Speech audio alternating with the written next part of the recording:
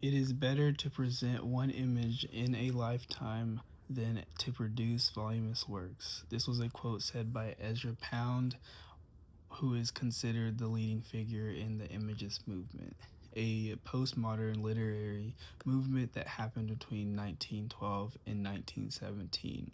The movement was born in England and from there would spread to America. During the foundation laying of this movement, Ezra took inspiration from a like minded poet and philosopher, T.E. Helm, who was on the scene before him. He not only pulled from people, but he also pulled from cultures, the main one being Japanese traditional poetry, specifically the haiku, which stresses the idea of word imagery. While this type of thinking existed before Ezra Pound, he was the one who really gave the Imagist movement its name. During the growth of the Imagist movement, global tension started to grow as well, with countries being at each other's necks.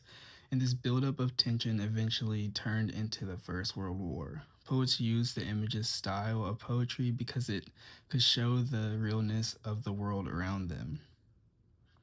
On the surface, Imagism appears to merely be a movement focused on removing the fluff that exists in other forms of poetry. However, it goes deeper than that.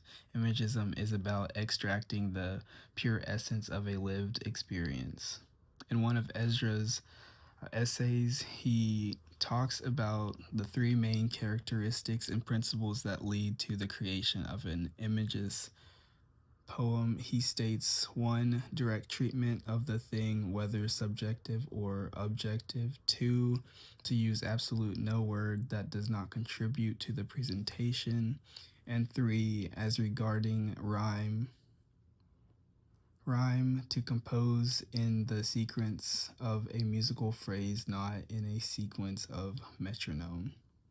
If we dive in and take a look at one of the prominent examples from the movement by Ezra himself, we're able to see how he applied his own principles.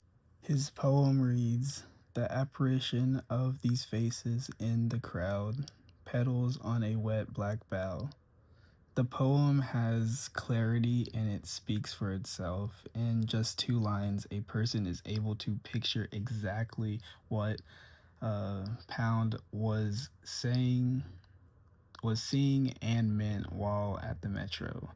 Makes the Imagist movement so important is it taught writers to value the little details in life, sometimes taking complex things and breaking them down into their essence shows just how much beauty actually exists in day-to-day life.